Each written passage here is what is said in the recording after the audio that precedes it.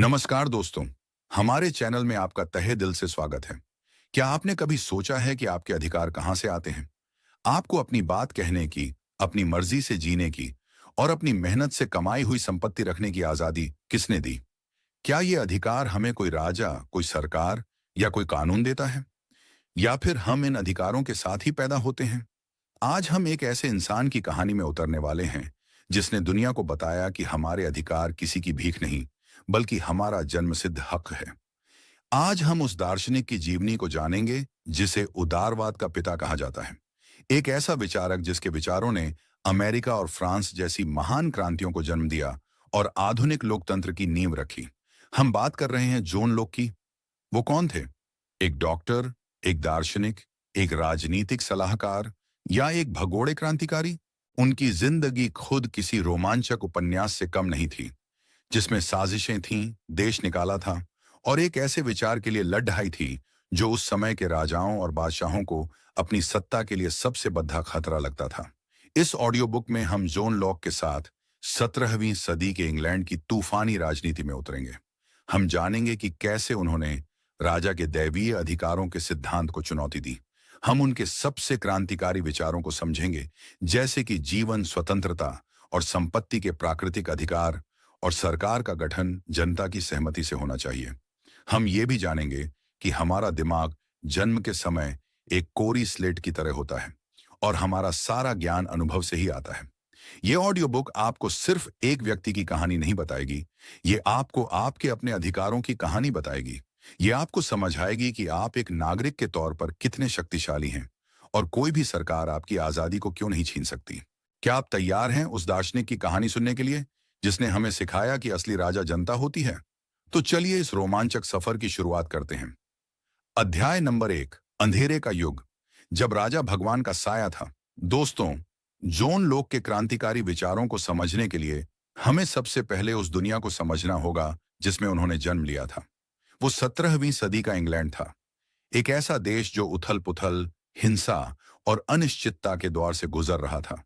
ये वो समय था जब आम इंसान की जिंदगी का कोई मोल नहीं था और सारी ताकत एक व्यक्ति के हाथ में होती थी, और वो था राजा। इस अध्याय में हम उस अंधेरे और दमनकारी युग की सैर करेंगे जिसने लोग को उन सवालों को पूछने पर मजबूर किया जिन्होंने दुनिया को हमेशा के लिए बदल दिया। कल्पना कीजिए एक ऐसे समाज की जहां आपको यह सिखाया जाता है कि राजा कोई आम इंसान नहीं, बल्कि धरती पर ईश्वर का प्रतिनिधि है। उसे शासन करने का अधिकार सीधे भगवान से मिला है और उसके किसी भी फैसले पर सवाल उठाना ईश्वर पर सवाल उठाने जैसा है, एक महापाप। इस सिद्धांत को राजाओं का दैवीय अधिकार कहा जाता था। राजा की मर्जी ही कानून थी। वो जब चाहे आपकी संपत्ति छीन सकता था, आपको जेल में डाल सकता था या आपको मौत की सजा दे सकता था, और आप कुछ नहीं कर सकते थे क्योंकि वो भगवान की इच्छा पूरी कर रहा था। आम जनता का काम सिर्फ राजा की आज्ञा का पालन करना और टैक्स देना था। जॉन लॉक का जन्म 1632 में इसी माहौल में हुआ था। उन्होंने अपनी आंखों से इंग्लैंड को गृह युद्ध की आग में जलते हुए देखा। उन्होंने देखा कि कैसे राजा चार्ल्स प्रथम और संसद के बीच ताकत के लिए एक खूनी संघर्ष हुआ। यह सिर्फ दो गुटों की लड़ाई नहीं थी, ये दो विचारों की लड़ाई थी। एक तरफ राजा था जो अपनी असीमित ताकत को बनाए रखना चाहता था। दूसरी तरफ संसद थी जो कह रही थी कि राजा की ताकत पर भी कुछ लगाम होनी चाहिए और कानून बनाने में जनता के प्रतिनिधियों की भी आवाज सुनी जानी चाहिए। इस लड़ाई का अंत बहुत ही भयानक हुआ। राजा चार्ल्स प्रथम को पकड़ डीडीएच लिया गया और 1649 में उन पर मुकदमा चलाकर उन्हें सार्वजनिक रूप से फांसी दे दी गई। ये एक अभूतपूर्व घटना थी। इतिहास में पहली बार एक प्रजा ने अपने ही राजा को सजा दी थी। इस घटना ने पूरे यूरोप को हिलाकर रख दिया और नन्हे जॉन लॉक के दिमाग पर एक बहुत गहरी छाप छोड़ी। उन्होंने देखा कि जब सत्ता के बारे में बुनियादी सवालों का जवाब नहीं मिलता तो समाज कैसे टूट जाता है। उन्होंने सीखा कि राजनीतिक स्थिरता कितनी नाजुक चीज है। हालांकि राजशाही कुछ समय बाद वापस आ गई, लेकिन वो पुराना सवाल हवा में तैरता रहा। शासन करने का असली हक किसके पास है, राजा के पास या जनता के पास? और सरकार का असली मकसद क्या है, राजा की सेवा करना या जनता के अधिकारों की रक्षा करना? ये वो सवाल थे जिनका जवाब उस समय का कोई भी दर्शन या धर्म ठीक से नहीं दे पा रहा था। ज्यादातर दर्शन या तो राजा की असीमित ताकत का समर्थन करते थे या फिर अराजकता और अव्यवस्था की बातें करते थे। एक ऐसे दर्शन की जरूरत थी जो स्थिरता और स्वतंत्रता दोनों के बीच एक संतुलन बना सके। एक ऐसे विचार की जरूरत थी जो बता सके कि सरकार जरूरी तो है, लेकिन उसकी ताकत की भी एक सीमा होनी चाहिए। इसी खालीपन को भरने के लिए जोन लोक ने अपनी कलम उठाई। उन्होंने अपनी जिंदगी का मिशन बना लिया कि वो सरकार और समाज का एक ऐसा सिद्धांत बनाएंगे जो तर्क और विवेक पर आधारित हो, न कि किसी अंधविश्वास या परंपरा पर। लेकिन इस राजनीतिक दर्शन की इमारत बनाने से पहले उन्हें एक और भी ज्यादा बुनियादी सवाल का जवाब देना था। इंसान ज्ञान कैसे प्राप्त करता है?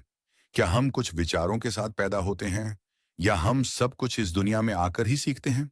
इस सवाल का जो जवाब लोक ने दिया वो इतना क्रांतिकारी था कि उसने दर्शन की दुनिया में एक भूचाल ला दिया। उस जवाब को जानने के लिए आपको मेरे साथ अगले अध्याय में चलना होगा, जहां हम इंसान के दिमाग की सबसे बड़ी पहेली को सुलझाएंगे। अध्याय नंबर 2, कोरी स्लेट। क्या हम पैदाइशी ज्ञानी हैं या खाली दिमाग? पिछले अध्याय में हमने उस राजनीतिक उथल पुथल को देखा जिसने जोन लोग के विचारों को आकार दिया। लेकिन राजनीति पर कुछ भी लिखने से पहले लोग को एक ज्यादा मौलिक सवाल का सामना करना था। हमारा ज्ञान आता कहां से है? यह सवाल दर्शन का सबसे बुनियादी सवाल है। अगर हमें यही नहीं पता कि हम चीजों को जानते कैसे हैं, तो हम ये कैसे तय कर सकते हैं कि क्या सही है और क्या गलत, क्या न्यायपूर्ण है और क्या अन्यायपूर्ण? इस अध्याय में हम लोग के उस क्रांतिकारी सिद्धांत को समझेंगे जिसने सदियों से चली आ रही मान्यताओं को तोड़ ढांच कर रख दिया और आधुनिक सोच की नींव रखी। वो सिद्धांत है टेबुला रासा, यानी खाली स्लेट। लोग के समय में और उनसे पहले हजारों सालों से ज्यादातर दार्शनिक मानते थे कि इंसान कुछ विचारों के साथ पैदा होता है। इसे जन्मजात विचारों का सिद्धांत कहा जाता है। प्लेटो जैसे महान दार्शनिकों का मानना था कि हमारी आत्मा इस दुनिया में आने से पहले एक आदर्श दुनिया में रहती थी, जहां उसने सच्चाई, सुंदरता और अच्छाई जैसे विचारों को सीधे सीधे देखा था। जब हम पैदा होते हैं तो ये विचार हमारे दिमाग में पहले से ही मौजूद होते हैं, बस वे धुंधले होते हैं। शिक्षा का काम है कि वो हमें इन पहले से मौजूद विचारों को याद करने में मदद करे। इसी तरह कई धार्मिक विचारक मानते थे कि ईश्वर के बारे में और सही और गलत के बारे में ज्ञान भगवान खुद हमारे दिमाग में डालकर भेजता है। ये एक बहुत ही ताकतवर विचार था, क्योंकि ये कहता था कि कुछ सच्चाइयों पर सवाल नहीं उठाया जा सकता, क्योंकि वे जन्म से ही हमारे अंदर हैं। जॉन लोक ने अपनी महान किताब an essay concerning human understanding में इस पूरे विचार को चुनौती दी। उन्होंने कहा, यह सब बकवास है। उन्होंने एक बहुत ही सरल लेकिन गहरा तर्क दिया। उन्होंने कहा, चलो एक नवजात बच्चे के दिमाग को देखते हैं। क्या उसमें कोई विचार होते हैं? क्या वो ईश्वर, न्याय या त्रिकोण मिति के बारे में कुछ भी जानता है? नहीं। लोक ने कहा कि जन्म के समय इंसान का दिमाग एक खाली स्लेट या एक सादे कोरे कागज की तरह होता है। इस पर कुछ भी नहीं लिखा होता। तो फिर इस पर लिखा कैसे जाता है? लोक ने कहा, सिर्फ और सिर्फ एक तरीके से, और वो है अनुभव। लोक के इस सिद्धांत को अनुभववाद कहा जाता है। ये कहता है कि हमारा सारा का सारा ज्ञान अनुभव से ही आता है, और ये अनुभव हमें दो स्रोतों से मिलता है। पहला स्रोत है संवेदन। हमारी 5 इंद्रियां, आंख, कान, नाक, जीभ और त्वचा बाहरी दुनिया से जानकारी इकट्ठा करती हैं। हम एक सेब को देखते हैं और हमें उसके लाल रंग का पता चलता है। हम उसे चखते हैं और हमें उसके मीठे स्वाद का पता चलता है। ये सब हमारे दिमाग में सरल विचार बनाते हैं। दूसरा स्रोत है चिंतन। एक बार जब हमारे दिमाग में ये संवेदन से मिले हुए विचार आ जाते हैं, तो हमारा दिमाग उन पर काम करना शुरू कर देता है। वो सोचता है, शक करता है, विश्वास करता है, तुलना करता है और इन सरल विचारों को जोड़ ढाकर जटिल विचार बनाता है। जैसे हम लाल और मीठा के विचारों को जोड़कर सेब का एक जटिल विचार बनाते हैं। तो लोक के अनुसार दिमाग में ऐसा कुछ भी नहीं है जो पहले हमारी इंद्रियों में न रहा हो। इस कोरी स्लेट के विचार के परिणाम बहुत ही क्रांतिकारी थे। अगर हम किसी भी ज्ञान के साथ पैदा नहीं होते, तो इसका मतलब है कि कोई भी विचार, कोई भी सिद्धांत और कोई भी राजा या पादरी पवित्र या असंदिग्ध नहीं है। हर विचार पर सवाल उठाया जा सकता है। हर दावे को अनुभव की कसौटी पर कसना होगा। अगर कोई कहता है कि राजा को भगवान ने भेजा है, तो लोग पूछेंगे, इसका क्या सबूत है? क्या तुमने इसे अपनी आंखों से देखा है या अनुभव किया है? ये विचार विज्ञान और तर्क के युग की शुरुआत थी। इसने अंधविश्वास और परंपरा पर आधारित सत्ता को चुनौती दी, और इसका एक और भी गहरा सामाजिक मतलब था। अगर हम सब एक खाली स्लेट के साथ पैदा होते हैं, तो इसका मतलब है कि जन्म के समय हम सब बराबर हैं। कोई भी जन्म से महान या नीच नहीं होता। एक राजकुमार और एक गरीब किसान के बच्चे का दिमाग जन्म के समय एक जैसा ही खाली होता है। हमारे बीच जो भी अंतर पैदा होते हैं, वे हमारे अलग अलग अनुभवों और हमारी अलग अलग शिक्षा की वजह से होते हैं। ये एक बहुत ही शक्तिशाली और आशावादी विचार था। इसने कहा कि इंसान अपनी परिस्थितियों का गुलाम नहीं है। सही शिक्षा और सही अनुभव देकर हम इंसान और समाज दोनों को बेहतर बना सकते हैं। ये विचार लोकतंत्र और समानता की नींव का एक बहुत बड़ा पत्थर था। लेकिन अब ये विचार एक बहुत बड़े सवाल को जन्म देता है। अगर हम सब एक खाली स्लेट के साथ पैदा होते हैं, अगर सही और गलत का कोई जन्मजात ज्ञान हमारे अंदर नहीं है, तो फिर नैतिकता का आधार क्या है? और अगर कोई ईश्वर प्रदत्त कानून नहीं है, तो फिर हमारे अधिकार कहां से आते हैं? वो कौन सी चीज है जो एक व्यक्ति को दूसरे व्यक्ति की जान लेने या उसकी संपत्ति छीनने से रोकती है? इस मुश्किल पहेली का जो जवाब लोक ने दिया, वो उनके राजनीतिक दर्शन का दिल है। और उसे जानने के लिए आपको अगले अध्याय में मेरे साथ सरकार के बनने से भी पहले की दुनिया में चलना होगा। अध्याय नंबर 3, प्राकृतिक अवस्था और प्राकृतिक अधिकार। जब कोई सरकार नहीं थी, पिछले अध्याय में हमने जोन लोक के उस क्रांतिकारी विचार को समझा कि हमारा दिमाग जन्म के समय एक कोरी स्लेट होता है और हमारा सारा ज्ञान अनुभव से आता है। इस विचार ने जन्मजात श्रेष्ठता और अंधविश्वास की नींव हिला दी, लेकिन इसने एक बड़ा सवाल भी खड़ा किया। अगर हमारे अंदर सही गलत का कोई जन्मजात पैमाना नहीं है, तो फिर हमारे अधिकार कहां से आते हैं? इस अध्याय में हम लोक के राजनीतिक दर्शन के शुरुआती बिंदु पर चलेंगे। वो हमें एक ऐसी दुनिया की कल्पना करने के लिए कहते हैं जहां कोई सरकार, कोई पुलिस और कोई कानून नहीं था। इस दुनिया को वो प्राकृतिक अवस्था कहते हैं। और इसी काल्पनिक दुनिया में लोग उन अधिकारों की खोज करते हैं जिन्हें वो प्राकृतिक अधिकार कहते हैं। लोक से पहले एक और बड़े अंग्रेज दार्शनिक थॉमस होब्स ने भी प्राकृतिक अवस्था की कल्पना की थी। लेकिन होब्स के लिए ये एक भयानक जगह थी। उन्होंने कहा था कि बिना सरकार के इंसान की जिंदगी एकाकी, दीन, घिनौनी, पाशविक और छोटी होगी। ये सबकी सबके खिलाफ जंग की स्थिति होगी, जहां हर कोई सिर्फ अपने स्वार्थ के लिए जिएगा और ताकतवर हमेशा कमजोर को दबाएगा। लेकिन जोन लोग इससे सहमत नहीं थे। उनका मानना था कि इंसान स्वभाव से उतना बुरा नहीं है। लोक की प्राकृतिक अवस्था अराजकता की अवस्था नहीं है। ये एक ऐसी अवस्था है जो प्राकृतिक कानून द्वारा शासित होती है। ये प्राकृतिक कानून क्या है? ये कोई लिखी हुई कानून की किताब नहीं है। ये तर्क और विवेक का कानून है जो हमें ईश्वर ने दिया है। और ये कानून हमें एक बहुत ही सीधी और सरल बात सिखाता है। चूंकि हम सब बराबर और स्वतंत्र हैं, इसलिए किसी को भी दूसरे के जीवन, स्वास्थ्य, स्वतंत्रता या संपत्ति को नुकसान नहीं पहुंचाना चाहिए। लोग कहते हैं कि हम सब एक ही ईश्वर की रचना हैं। हम सब बराबर हैं, इसीलिए किसी को भी ये हक नहीं है कि वो दूसरे को अपना गुलाम बनाए या उसकी जिंदगी छीन ले। ये एक बहुत ही गहरा और शक्तिशाली विचार है। रहे हैं कि सरकार के बनने से पहले भी नैतिकता मौजूद थी। सही और गलत का पैमाना मौजूद था। और ये पैमाना हमारा अपना तर्क, हमारी अपनी विवेक बुद्धि है। इसी प्राकृतिक कानून से निकलते हैं वो अधिकार जिन्हें कोई छीन नहीं सकता, जिन्हें लोक प्राकृतिक अधिकार कहते हैं। ये अधिकार हमें कोई सरकार या समाज नहीं देता, ये हमें जन्म से ही मिलते हैं। लोग 3 मुख्य प्राकृतिक अधिकारों की बात करते हैं: जीवन, स्वतंत्रता और संपत्ति, यानी लाइफ, लिबर्टी एंड प्रॉपर्टी। जीवन का अधिकार मतलब सिर्फ जिंदा रहने का अधिकार नहीं, बल्कि अपनी आत्मरक्षा का भी अधिकार है। अगर कोई आप पर हमला करता है, तो आपको अपनी जान बचाने का पूरा हक है। स्वतंत्रता का अधिकार मतलब अपनी मर्जी के अनुसार जीने का अधिकार, जब तक कि आप किसी दूसरे के प्राकृतिक अधिकारों का हनन न करें। आप जो चाहे सोच सकते हैं, जो चाहे कह सकते हैं और जहां चाहे जा सकते हैं। और तीसरा, संपत्ति का अधिकार, ये लोग के लिए बहुत ही महत्वपूर्ण था। वो कहते थे कि ये धरती ईश्वर ने सभी इंसानों को दी है। लेकिन जब कोई इंसान इस धरती पर अपनी मेहनत मिला देता है, तो वो चीज उसकी अपनी संपत्ति बन जाती है। जैसे अगर जंगल में कोई सेब का पेड़ डीएच है, तो वो सबका है। लेकिन जब मैं मेहनत करके उस सेब को तोड़ाता हूं, तो वो सेब मेरा हो जाता है, क्योंकि उसमें मेरी मेहनत मिल गई है। ये विचार बहुत क्रांतिकारी था, क्योंकि इसने संपत्ति के अधिकार को मेहनत से जोड़ दिया, न कि जन्म या विरासत से। तो लोक की प्राकृतिक अवस्था एक काफी शांतिपूर्ण और तर्क संगत जगह लगती है। यहाँ हर किसी के पास अपने अधिकार हैं और हर कोई प्राकृतिक कानून को समझता है। लेकिन अब एक बहुत बड़ी समस्या है। अगर इस प्राकृतिक अवस्था में कोई मेरे अधिकारों को छीनने की कोशिश करे, तो क्या होगा? अगर कोई मेरी संपत्ति चुरा ले या मेरी जान लेने की कोशिश करे, तो मुझे न्याय कैसे मिलेगा?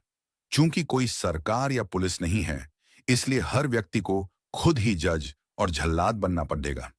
हर व्यक्ति को प्राकृतिक कानून को लागू करने का अधिकार है। अगर कोई आपको नुकसान पहुंचाता है, तो आपको उसे सजा देने का हक क्यों है? और यहीं पर असली समस्या शुरू होती है। जब लोग अपने ही मामले में जज बन जाते हैं, तो वे निष्पक्ष नहीं रह सकते। वे अपनी चोट को बढ़ा चढ़ाकर देखेंगे और जरूरत से ज्यादा साधेंगे। इससे बदला और प्रतिशोध का एक कभी ना खत्म होने वाला चक्र शुरू हो जाएगा। एक छोटी सी लड़ाई एक बड़े युद्ध में बदल सकती है।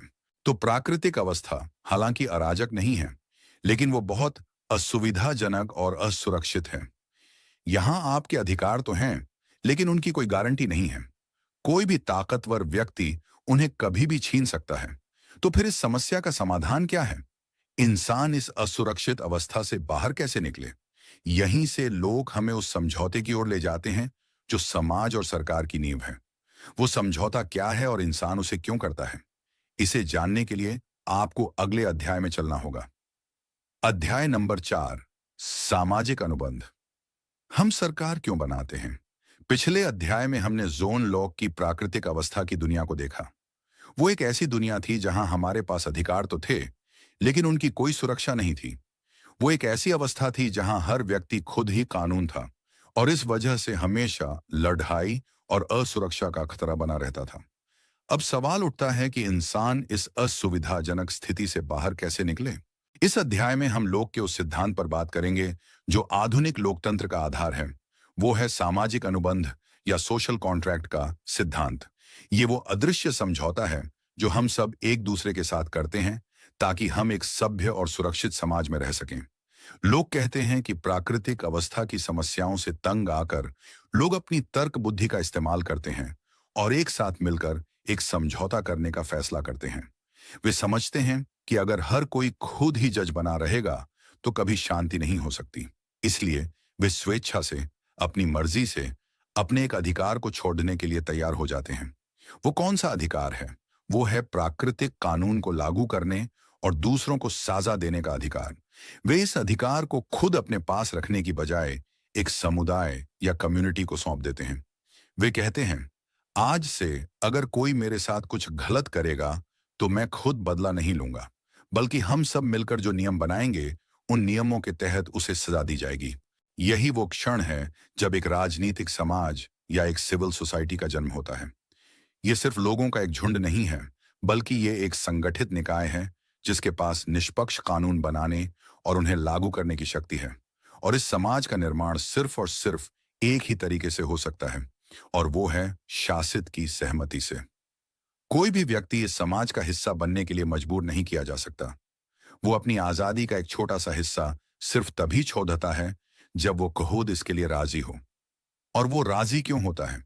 क्योंकि बदले में उसे एक बहुत बड़ी चीज मिलती है, और वो है उसके बाकी के सारे अधिकारों, यानी जीवन, स्वतंत्रता और संपत्ति की सुरक्षा।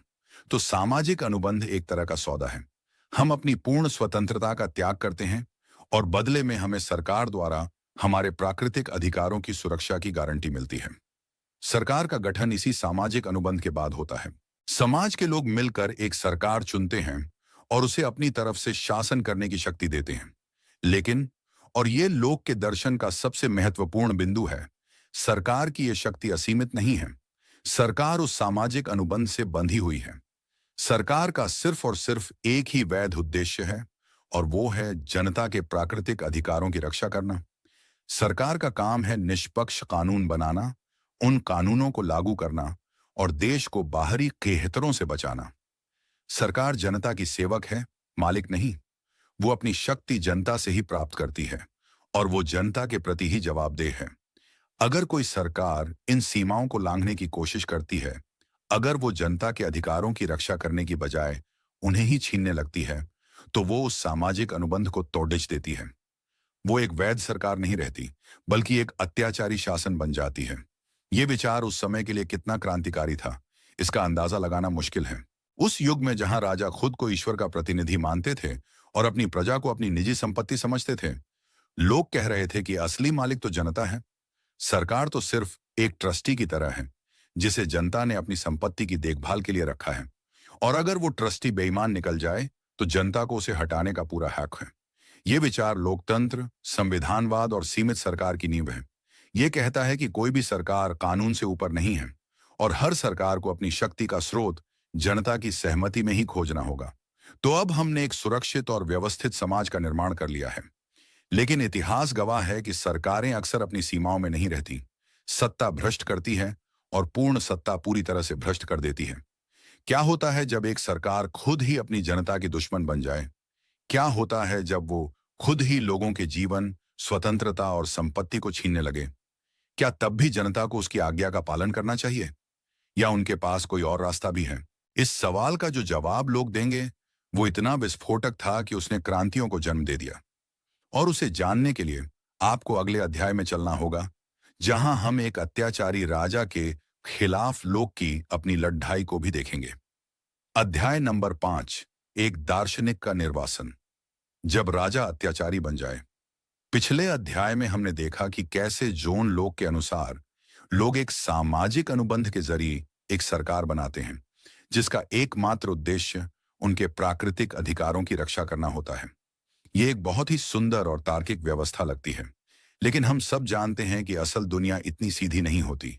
सत्ता में बैठे लोग अक्सर अपनी ताकत का गलत इस्तेमाल करते हैं।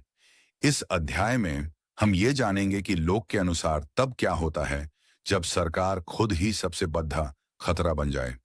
और इस कहानी को समझने के लिए हमें लोक के अपने जीवन के एक बहुत ही नाटकीय और खतरनाक दौर में चलना होगा, जब उन्हें एक अत्याचारी राजा से अपनी जान बचाने के लिए अपने ही देश से भागना पड़ा था। अपनी जवानी में जॉन लॉक एक बहुत ही प्रभावशाली और विवादास्पद राजनेता लॉर्ड एंथनी एशले कूपर, जिन्हें बाद में अर्ल ऑफ शैफ्टसबरी का खिताब मिला, के डॉक्टर और सचिव बन गए। शैफ्टसबरी इंग्लैंड के राजा चार्ल्स द्वितीय के सबसे बड़े आलोचकों में से एक थे। उन्हें डर था कि राजा चार्ल्स और उनके भाई जेम्स, जो कि एक कैथोलिक थे, इंग्लैंड में एक पूर्ण राजशाही स्थापित करना चाहते हैं और संसद की शक्ति को खत्म करना चाहते हैं। शैफ्टसबरी और उनके समर्थक, जिन्हें व्हिग्स कहा जाता था, मानते थे कि राजा की शक्ति पर लगाम होनी चाहिए और वो संसद के प्रति जवाबदेह होना चाहिए। लोग भी इन विचारों से पूरी तरह सहमत थे और शैफ्टसबरी के सबसे भरोसेमंद सलाहकार बन गए। इस राजनीतिक संघर्ष के दौरान ही लोक ने अपने महान राजनीतिक ग्रंथ सरकार पर 2 ग्रंथ को लिखना शुरू किया। ये किताब सिर्फ एक दार्शनिक ग्रंथ नहीं थी, बल्कि ये राजा के दैवीय अधिकारों के सिद्धांत पर एक सीधा हमला और शैफ्टसबरी के राजनीतिक आंदोलन के लिए एक वैचारिक हथियार थी। इसमें उन्होंने वो सारे विचार रखे जिनकी हमने पिछले अध्यायों में चर्चा की, जैसे कि प्राकृतिक अधिकार और जनता की सहमति से बनी सरकार। वो ये तर्क दे रहे थे कि इंग्लैंड के लोगों को एक ऐसे राजा को स्वीकार करने की कोई जरूरत नहीं है जो उनकी स्वतंत्रता को छीनना चाहता हो। लेकिन ये विचार बहुत खतरनाक थे। राजा और उसके समर्थक शैफ्टसबरी और उनके साथियों को देशद्रोही मानते थे। 1680 के दशक की शुरुआत में माहौल बहुत ज्यादा तनावपूर्ण हो गया। राजा के खिलाफ एक साजिश का पर्दाफाश हुआ, जिसे राय हाउस प्लॉट कहा जाता है, जिसमें राजा और उसके भाई को मारने की योजना थी। इस साजिश में शैफ्टसबरी का नाम भी आया। उन्हें गिरफ्तारी से बचने के लिए हॉलैंड भागना पड़ दिया, जहां कुछ समय बाद उनकी मौत हो गई। अब शक की सुई जॉन लोक की तरफ घूमी। हालांकि इस बात का कोई सीधा सबूत नहीं है कि लोग साजिश में शामिल थे, लेकिन वो शैफ्टसबरी के इतने करीबी थे कि उनकी जान भी खतरे में पड़ गई। राजा के जासूस उन पर नजर रख रहे थे। 1683 में अपनी गिरफ्तारी के डर से जोन लोग को भी चुपके से इंग्लैंड छोड़कर हॉलैंड में शरण लेनी पड़ी। ये उनके जीवन का एक बहुत ही मुश्किल दौर था। वो एक भगोदे थे, अपने घर और दोस्तों से दूर, और हमेशा इस डर में रहते थे कि राजा के जासूस उन्हें पकड़ दायच न लें। उन्होंने हॉलैंड में 5 साल से ज्यादा का समय एक निर्वासित के रूप में बिताया, लेकिन यह समय उनके लिए बौद्धिक रूप से बहुत फलदायी भी साबित हुआ। यहीं पर उन्होंने अपने कई महत्वपूर्ण लेखों को पूरा किया, जिसमें सरकार पर 2 ग्रंथ और सहिष्णुता पर एक पत्र शामिल हैं। अपने देश से दूर रहकर एक अत्याचारी शासन के खतरे को महसूस करते हुए उनके विचार और भी ज्यादा स्पष्ट और मजबूत हो गए। लोग का ये व्यक्तिगत अनुभव उनके दर्शन में साफ झलकता है। जब वो एक अत्याचारी सरकार के बारे में लिखते हैं, तो वो सिर्फ एक सैद्धांतिक बात नहीं कर रहे होते, वो उस खतरे को जी रहे होते हैं। वो समझते हैं कि जब सरकार कानून का पालन करना बंद कर देती है और अपनी प्रजा के अधिकारों को ही कुचलने लगती है, तो वो एक वैध सरकार नहीं रह जाती। वो सरकार और प्रजा के बीच के सामाजिक अनुबंध को तोड़ियच देती है। और जब सरकार ही अनुबंध को तोड़ डाल दे, तो प्रजा भी उस सरकार की आज्ञा का पालन करने के लिए बाध्य नहीं रहती। तो लोक के अनुसार जब एक शासक अत्याचारी बन जाता है, तो वो अपनी प्रजा के साथ युद्ध की स्थिति में आ जाता है। वो अब एक शासक नहीं, बल्कि एक आम हमलावर की तरह है, जो आपकी जान, आपकी आजादी और आपकी संपत्ति छीनना चाहता है। और जैसे प्राकृतिक अवस्था में आपको एक हमलावर से अपनी रक्षा करने का पूरा अधिकार है, वैसे ही एक सभ्य समाज में भी आपको एक अत्याचारी शासक से अपनी रक्षा करने का पूरा अधिकार है।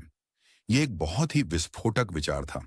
ये लोगों को सिर्फ सरकार की आलोचना करने का नहीं, बल्कि उसके खिलाफ हथियार उठाने का अधिकार दे रहा था। ये क्रांति का अधिकार था। लेकिन ये क्रांति कब जायज है और इसके क्या परिणाम हो सकते हैं? इस सबसे रैडिकल और सबसे शक्तिशाली विचार को समझने के लिए आपको अगले अध्याय का इंतजार करना होगा, जहां हम देखेंगे कि कैसे लोग के विचारों ने एक पूरी क्रांति को जन्म दिया। अध्याय नंबर 6, क्रांति का अधिकार। जब सरकार को उखाड़ा फेंकना जायज हो। पिछले अध्याय में हमने जोन लोग के जीवन के उस अंधकारमय दौर को देखा, जब उन्हें एक अत्याचारी राजा के डर से अपने ही देश से भागना पड़ा था। इस अनुभव ने उनके राजनीतिक विचारों को और भी ज्यादा तीखा और क्रांतिकारी बना दिया। उन्होंने तर्क दिया कि जब कोई सरकार अपनी प्रजा के प्राकृतिक अधिकारों को ही कुचलने लगे, तो वो एक वैध सरकार नहीं रह जाती और अपनी जनता के साथ युद्ध की स्थिति में आ जाती है। अब हम लोग के सबसे विस्फोटक और सबसे प्रसिद्ध सिद्धांत पर आते हैं। वो सिद्धांत जिसने अमेरिका से लेकर फ्रांस तक क्रांतियों की आग को हवा दी, वो है क्रांति का अधिकार। ये विचार इतना रैडिकल क्यों था? क्योंकि सदियों से लोगों को यही सिखाया गया था कि उन्हें अपने शासक की आज्ञा का पालन करना चाहिए, चाहे वो कितना भी बुरा या अत्याचारी क्यों ना हो। बाइबल में कहा गया था कि सारी सत्ता ईश्वर की तरफ से आती है, इसलिए राजा का विरोध करना ईश्वर का विरोध करना है। यह माना जाता था कि एक बुरे राजा को सहना गृह युद्ध और अराजकता से बेहतर है। लेकिन जोन लोक ने इस विचार को पूरी तरह से पलट दिया। उन्होंने कहा कि नहीं, असली देशद्रोही और विद्रोही वो जनता नहीं है जो जुल्म के खिलाफ खद्दी होती है। असली विद्रोही वो शासक है जो कानून को तोड़ता है और अपनी प्रजा पर अत्याचार करता है। वो शासक ही है जो समाज में शांति को भंग करके युद्ध की स्थिति लाता है। तो लोक के अनुसार क्रांति कब जायज है? लोग इस मामले में बहुत सावधान हैं। वो ये नहीं कह रहे कि सरकार की हर छोटी मोटी गलती पर आपको विद्रोह कर देना चाहिए। वो जानते थे कि सरकारें इंसानों द्वारा चलाई जाती हैं और उनसे गलतियां हो सकती हैं। वो अराजकता के समर्थक नहीं थे। वो कहते हैं कि क्रांति का अधिकार तभी इस्तेमाल किया जाना चाहिए जब मामला बहुत गंभीर हो, जब शासक की सिर्फ कुछ गलतियां ही नहीं, बल्कि एक लंबी श्रृंखला में किए गए दुर्व्यवहार और धोखेबाजी ये साफ कर दें कि उसका इरादा अपनी प्रजा को पूर्ण गुलामी में लाने का है। जब सरकार व्यवस्थित तरीके से लोगों के जीवन, स्वतंत्रता और संपत्ति पर हमला करने लगे, जब वो न्याय देने की बजाय खुद ही सबसे बद्धी अपराधी बन जाए, सिर्फ तभी जनता को हथियार उठाने का अधिकार है।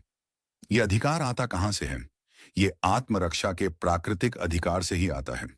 जैसे एक व्यक्ति को एक डाकू से अपनी जान बचाने का अधिकार है, वैसे ही एक पूरे समाज को एक अत्याचारी शासक से अपनी आजादी और अपने अधिकारों को बचाने का अधिकार है।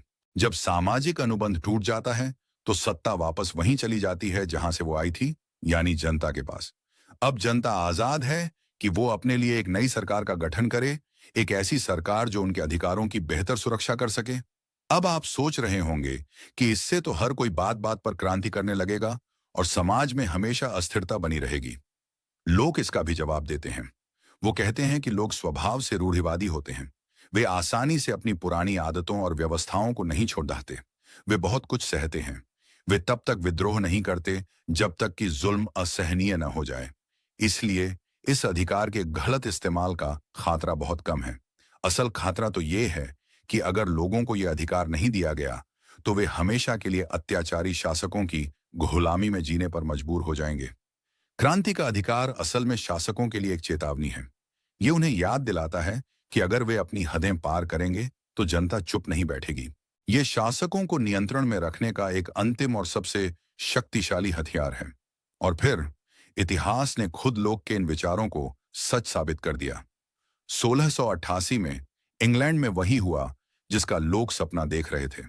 इंग्लैंड की प्रजा और संसद ने मिलकर अपने कैथोलिक और अत्याचारी राजा जेम्स द्वितीय के खिलाफ एक रक्तहीन क्रांति कर दी, जिसे गौरवशाली क्रांति कहा जाता है। जेम्स द्वितीय को देश छोड़ देकर भागना पड़ा और संसद ने हॉलैंड से एक नए Protestant Raja William of orange को बुलाया। लेकिन इस बार राजा को अपनी असीमित शक्ति के साथ नहीं बुलाया गया। उसे एक अधिकारों के विधेयक पर हस्ताक्षर करने पड़े, जिसने यह तय कर दिया कि राजा कानून से ऊपर नहीं है और उसे संसद की सहमति के बिना शासन करने का कोई अधिकार नहीं है। ये एक संवैधानिक राजशाही की शुरुआत थी और लोक के सिद्धांतों की एक शानदार जीत। इस क्रांति के बाद ही जॉन लॉक एक नायक के रूप में इंग्लैंड वापस लौटे और उन्होंने अपनी महान रचना सरकार पर 2 ग्रंथ को अपने नाम से प्रकाशित करवाया। लोक ने हमें सिखाया कि सरकारें इंसानों के लिए बनी हैं, न कि इंसान सरकारों के लिए। और जब कोई सरकार अपनी जनता पर ही जुल्म करने लगे तो उस सरकार को बदल देना सिर्फ हमारा अधिकार ही नहीं बल्कि हमारा कर्तव्य भी है। लेकिन एक बार जब अत्याचारी सरकार को हटा दिया जाए तो उसकी जगह पर कैसी सरकार बननी चाहिए? क्या लोग हमें एक आदर्श सरकार का कोई नक्शा भी देते हैं? सरकार की शक्तियों को कैसे सीमित रखा जा सकता है ताकि वो फिर से अत्याचारी न बन जाए? इन सवालों के जवाब हमें अगले अध्याय में मिलेंगे। अध्याय नंबर 7, ताकत की लगाम। एक आदर्श सरकार कैसी होनी चाहिए? पिछले अध्याय में हमने जॉन लॉक के उस सबसे क्रांतिकारी विचार यानी क्रांति के अधिकार को समझा। हमने देखा कि कैसे उन्होंने जनता को एक अत्याचारी शासक को उखाड़ फेंकने का नैतिक और दार्शनिक अधिकार दिया। लेकिन क्रांति अपने आप में मंजिल नहीं है। वो तो सिर्फ एक खराब इमारत को गिराने जैसा है। असली चुनौती तो उसकी जगह पर एक नई और मजबूत इमारत खड़ी करने में है। इस अध्याय में हम ये जानने की कोशिश करेंगे कि लोक के अनुसार एक आदर्श सरकार कैसी होनी चाहिए। वो कौन से सिद्धांत हैं जो ये सुनिश्चित करते हैं कि सरकार अपनी ताकत का गलत इस्तेमाल न करे और हमेशा जनता की सेवक बनी रहे, मालिक नहीं। लोक का सबसे पहला और सबसे जरूरी सिद्धांत है सीमित सरकार। चूंकि सरकार का गठन सिर्फ एक खास उद्देश्य यानी प्राकृतिक अधिकारों की रक्षा के लिए किया गया है, इसलिए उसकी शक्तियां भी उसी उद्देश्य तक सीमित होनी चाहिए। सरकार को लोगों की जिंदगी के हर पहलू में दखल देने का कोई हक नहीं है। वो आपको ये नहीं बता सकती कि आपको कौन सा धर्म मानना चाहिए, आपको क्या सोचना चाहिए या आपको अपनी जिंदगी कैसे जीनी चाहिए। ये सब व्यक्तिगत स्वतंत्रता के मामले हैं और सरकार को इनसे दूर रहना चाहिए। सरकार का काम सिर्फ एक रेफरी या एक अंपायर की तरह है जो ये सुनिश्चित करे कि सब लोग नियमों के अनुसार खेलें और कोई किसी के अधिकारों का हनन न करे। दूसरा महत्वपूर्ण सिद्धांत है कानून का शासन। इसका मतलब है कि कोई भी व्यक्ति, चाहे वो राजा हो या एक आम नागरिक, कानून से ऊपर नहीं है। सरकार को मनमाने तरीके से नहीं बल्कि स्थापित और घोषित कानूनों के अनुसार ही शासन करना चाहिए। ये कानून सबके लिए एक जैसे होने चाहिए, अमीर के लिए भी और गरीब के लिए भी। ये कानून जनता की भलाई के लिए बनाए जाने चाहिए। और सबसे जरूरी बात, सरकार जनता पर कोई भी टैक्स उनकी सहमति के बिना नहीं लगा सकती। चूंकि संपत्ति का अधिकार एक प्राकृतिक अधिकार है, इसलिए सरकार आपकी संपत्ति का कोई भी हिस्सा आपकी या आपके चुने हुए प्रतिनिधियों की इजाजत के बिना नहीं ले सकती। ये बिना प्रतिनिधित्व के कोई कराधान नहीं का विचार था। जो बाद में अमेरिकी क्रांति का एक बहुत बद्दा नारा बना। अब सवाल उठता है कि सरकार को अपनी इन सीमाओं में रखा कैसे जाए। इसके लिए लोग एक और बहुत ही प्रभावशाली विचार देते हैं, जो है शक्तियों का पृथक्करण। हालांकि उन्होंने इस सिद्धांत को मोंटेस्क्यू की तरह बहुत विस्तार से नहीं बताया, लेकिन इसके बीज उनके लेखन में साफ दिखाई देते हैं। लोग का मानना था कि सरकार की सारी ताकत किसी एक व्यक्ति या एक संस्था के हाथ में नहीं होनी चाहिए, क्योंकि इससे तानाशाही का खर्चता बढ़ जाता है। इसलिए सरकार की शक्तियों को अलग अलग शाखाओं में बांट देना चाहिए। लोग तीन मुख्य सरकारी शक्तियों की बात करते हैं। पहली है विधायी शक्ति। ये कानून बनाने की शक्ति है और लोग के अनुसार ये सरकार की सबसे बड़ी शक्ति है। ये शक्ति जनता द्वारा चुने हुए प्रतिनिधियों यानी संसद या विधानमंडल के पास होनी चाहिए। दूसरी है कार्यकारी शक्ति। ये उन बनाए हुए कानूनों को लागू करने की शक्ति है। ये शक्ति राजा या सरकार के मुखिया के पास होनी चाहिए। और तीसरी है संघीय शक्ति। ये विदेशी मामलों यानी दूसरे देशों के साथ युद्ध, शांति और संधि करने की शक्ति है। ये भी कार्यकारी शक्ति के पास ही होती है। लोग कहते हैं कि विधायी और कार्यकारी शक्तियों को अलग अलग हाथों में होना चाहिए। जो कानून बनाए उसे लागू करने वाला कोई और हो। इससे एक तरह का चेक एंड बैलेंस बनता है, जहां सरकार की एक शाखा दूसरी शाखा पर नजर रख सकती है और उसे अपनी सीमाएं लांघने से रोक सकती है। तो लोग की आदर्श सरकार एक ऐसी सरकार है जो जनता की सहमति पर आधारित है, जिसकी शक्तियां सीमित हैं, जो कानून के अनुसार चलती है और जिसकी ताकत अलग अलग शाखाओं में बंटी हुई है। ये आज के ज्यादातर आधुनिक लोकतंत्रों का एक बुनियादी ढांचा है। भारत, अमेरिका और दुनिया के कई दूसरे देशों के संविधानों में आप लोग के इन विचारों की गूंज साफ सुन सकते हैं। उन्होंने हमें सिखाया कि एक अच्छी सरकार वो नहीं है जो सब कुछ नियंत्रित करती है, बल्कि वो है जो लोगों को अपनी जिंदगी जीने और अपनी क्षमताओं को विकसित करने के लिए ज्यादा से ज्यादा आजादी देती है। लेकिन सरकार और कानून के अलावा समाज में एक और बहुत बड़ी ताकत होती है, और वो है धर्म। उस समय धर्म और राजनीति आपस में बुरी तरह से उलझे हुए थे।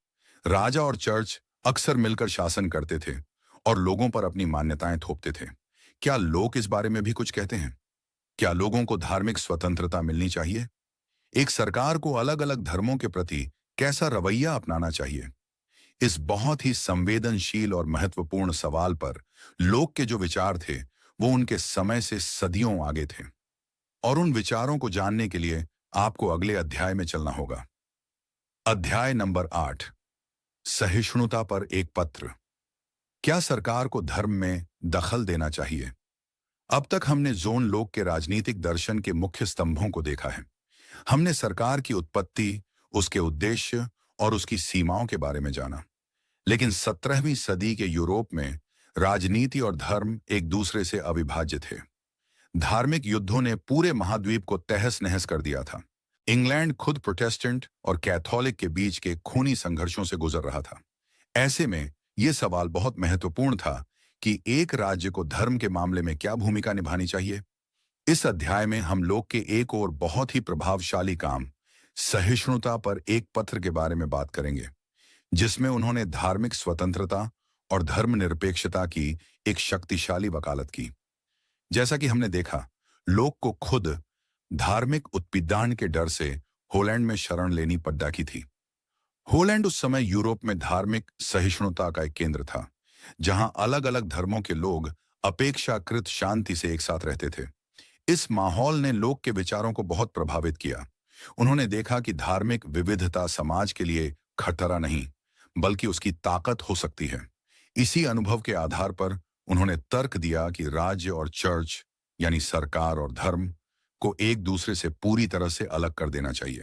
यह अपने समय के लिए एक बहुत ही रैडिकल विचार था, क्योंकि ज्यादातर लोग मानते थे कि एक राज्य को मजबूत होने के लिए एक ही धर्म का पालन करना चाहिए। लोग अपना तर्क सरकार और चर्च के उद्देश्यों के बीच फर्क करके शुरू करते हैं। वो कहते हैं कि सरकार, या जिसे वो नागरिक सरकार कहते हैं, का उद्देश्य क्या है।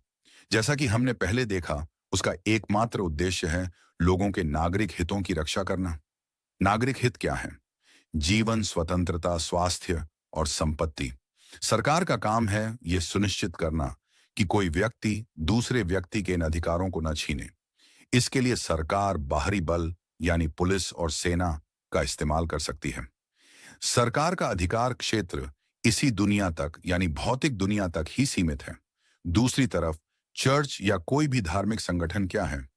लोग कहते हैं कि चर्च लोगों का एक स्वैच्छिक समाज है जो अपनी आत्मा के लिए एक साथ आते हैं। इसका उद्देश्य है ईश्वर की पूजा करना और लोगों को उस रास्ते पर ले जाना जिससे वे मोक्ष प्राप्त कर सकें। इसका अधिकार क्षेत्र सिर्फ आंतरिक और आध्यात्मिक दुनिया तक ही सीमित है। चर्च अपनी बात मनवाने के लिए तर्क, अनुनय और सलाह का इस्तेमाल कर सकता है, लेकिन वो किसी पर जबरदस्ती नहीं कर सकता। अगर कोई सदस्य चर्च के नियमों को नहीं मानता, तो चर्च ज्यादा से ज्यादा उसे अपनी सदस्यता से निकाल सकता है, लेकिन वो उसकी संपत्ति नहीं छीन सकता या उसे कोई शारीरिक दंड नहीं दे सकता, क्योंकि ये सरकार का काम है। इस फर्क के आधार पर लोग कहते हैं कि सरकार को किसी भी व्यक्ति के धर्म में दखल देने का कोई अधिकार नहीं है। क्यों?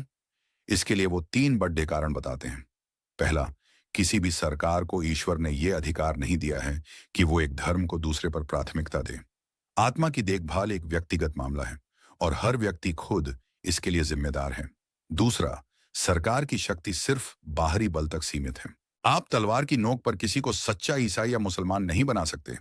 आस्था और विश्वास अंदर से आते हैं, उन्हें जबरदस्ती थोपा नहीं जा सकता। अगर आप किसी को जबरदस्ती चर्च जाने पर मजबूर करेंगे भी, तो वो सिर्फ पाखंड करेगा, सच्चे मन से विश्वास नहीं करेगा और इससे उसकी आत्मा का कोई भला नहीं होगा। और तीसरा और सबसे महत्वपूर्ण कारण यह है कि अगर शासकों को धर्म के मामलों में फैसला करने की शक्ति दे दी जाए, तो भी इससे सच्चाई का पता नहीं चलेगा, क्योंकि दुनिया में सैकड़ों अलग अलग धर्म हैं और हर शासक अपने ही धर्म को सच्चा मानेगा। इससे सिर्फ अंतहीन युद्ध और संघर्ष ही पैदा होंगे, जैसा कि यूरोप में हो रहा था। इसीलिए शांति बनाए रखने का एकमात्र तरीका है सहिष्णुता। सरकार को अपने सभी शांतिप्रिय नागरिकों के साथ समान व्यवहार करना चाहिए, चाहे उनका धर्म कुछ भी हो। उसे हर किसी को अपनी अंतरात्मा की आवाज के अनुसार ईश्वर की पूजा करने की आजादी देनी चाहिए। लेकिन क्या लोग की यह सहिष्णुता असीमित थी? नहीं, यहां भी लोग कुछ सीमाएं तय करते हैं। वो कहते हैं कि सहिष्णुता उन लोगों पर लागू नहीं होती जिनकी मान्यताएं खुद समाज की शांति और सुरक्षा के लिए खतरा हों।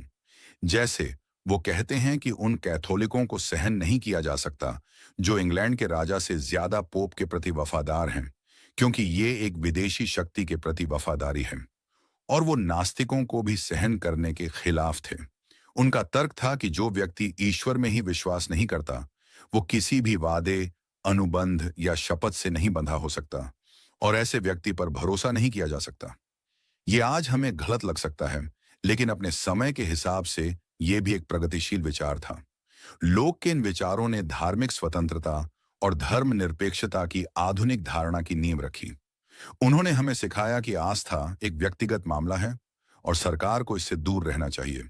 ये वो सिद्धांत है जो आज भारत और अमेरिका जैसे कई देशों के संविधानों का एक अहम हिस्सा है। लेकिन लोग के इन सारे विचारों, चाहे वो राजनीति पर हों या ज्ञान पर, का दुनिया पर क्या असर हुआ? कैसे उनके विचारों ने क्रांतियों को जन्म दिया और आधुनिक दुनिया को आकार दिया? उनकी इस महान विरासत को समझने के लिए आपको अगले अध्याय में चलना होगा। अध्याय नंबर 9, लोक की विरासत। वो विचार जिसने 2 क्रांतियों को जन्म दिया। अब तक हमने जोन लोक के जीवन और उनके क्रांतिकारी विचारों की गहराई से पढ़ी डी अचताल की है।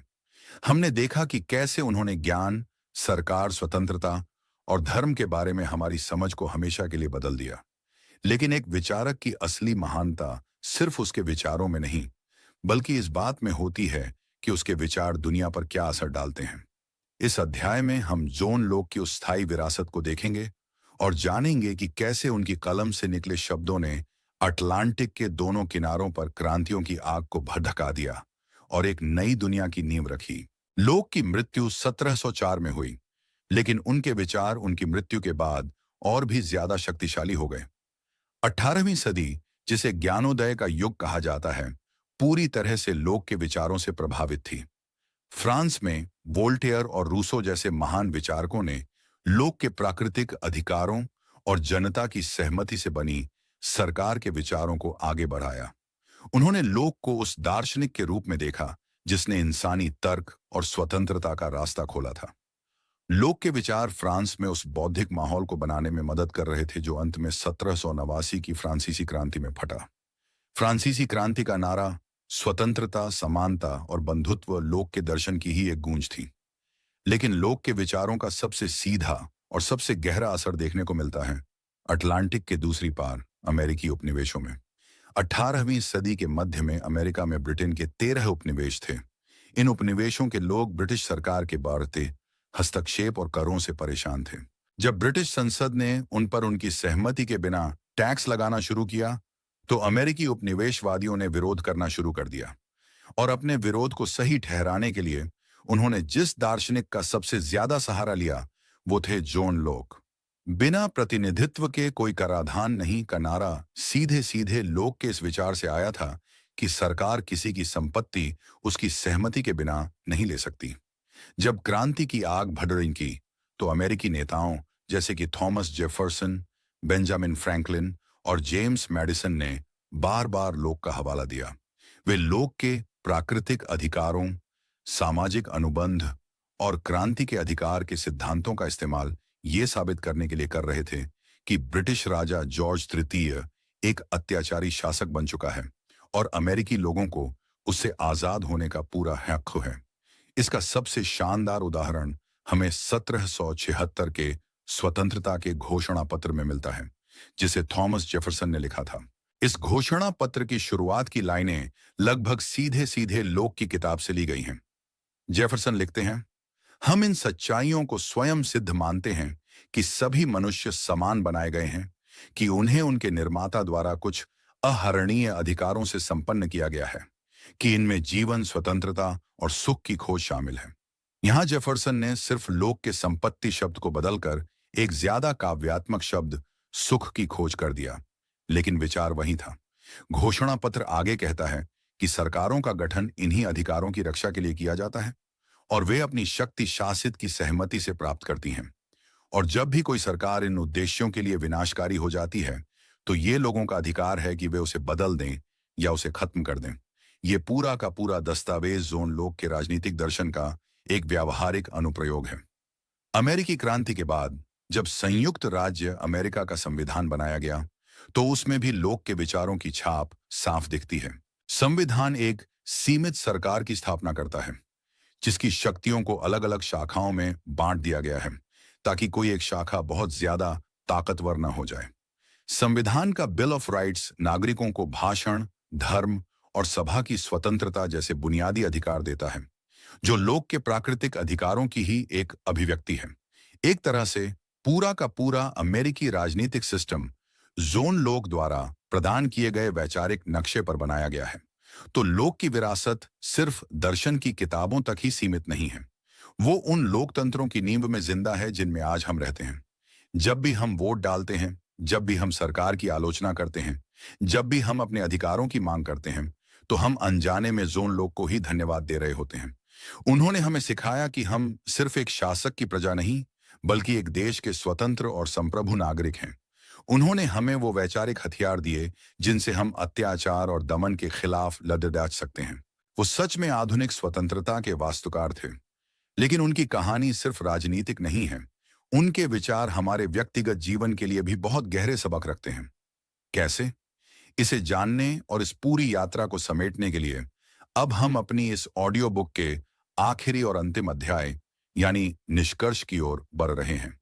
अध्याय नंबर 10, निष्कर्ष, आधुनिक स्वतंत्रता के वास्तुकार। तो दोस्तों, हम जॉन लोक के जीवन और विचारों की इस ज्ञानवर्धक यात्रा के अंत में आ पहुंचे हैं। हमने 17वीं सदी के इंग्लैंड की उथल पुथल से लेकर अमेरिकी क्रांति के जन्म तक का सफर तय किया और हर कदम पर हमने लोक के विचारों की गहरी छाप को महसूस किया।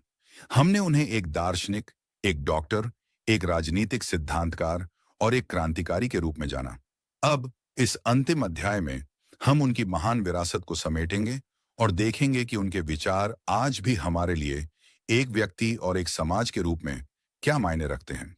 जॉन लोक की कहानी हमें सबसे पहले तो ये सिखाती है कि विचार कितने शक्तिशाली हो सकते हैं। एक व्यक्ति जो खुद एक भगोड़ा था और अपनी जान बचाने के लिए छिपा हुआ था, उसने अपनी कलम से ऐसे विचार लिखे जिन्होंने दुनिया के सबसे ताकतवर साम्राज्यों को चुनौती दी और उन्हें उखाड़ दज फेंका। ये हमें याद दिलाता है कि सच्ची शक्ति तलवार या तोप में नहीं, बल्कि उन विचारों में होती है जो लोगों के दिमाग को आजाद करते हैं। लोग ने दुनिया को सोचने का एक नया तरीका दिया, एक ऐसा तरीका जो तर्क, अनुभव और व्यक्तिगत स्वतंत्रता पर आधारित था। ज्ञान के क्षेत्र में उन्होंने हमें कोरी स्लेट का सिद्धांत दिया। इसने हमें सिखाया कि हम जन्म से किसी भी तरह की सीमाओं में बंधे हुए नहीं हैं।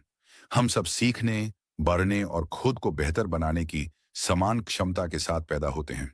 ये एक बेहद आशावादी और सशक्त करने वाला विचार है।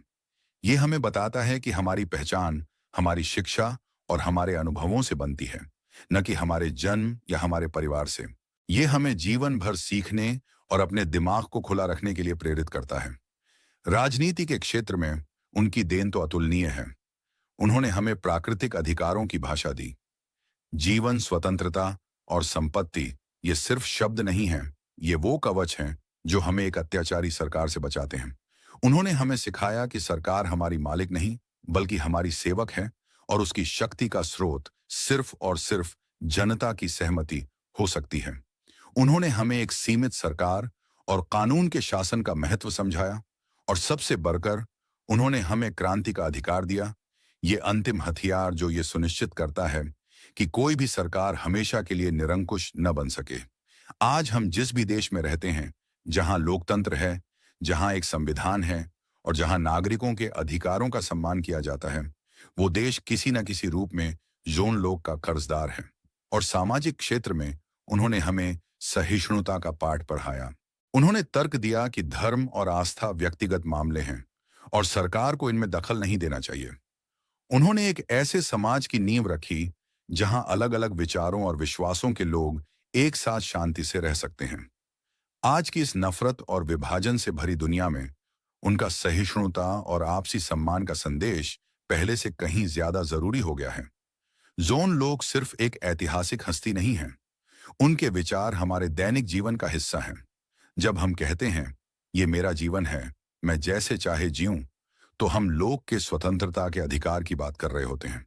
जब हम कहते हैं ये मेरी मेहनत की कमाई है, इस पर मेरा हक है, तो हम लोग के संपत्ति के अधिकार की बात कर रहे होते हैं। और जब हम एक खराब सरकार को वोट देकर बाहर कर देते हैं, तो हम लोग के शासित की सहमति के सिद्धांत का ही इस्तेमाल कर रहे होते हैं।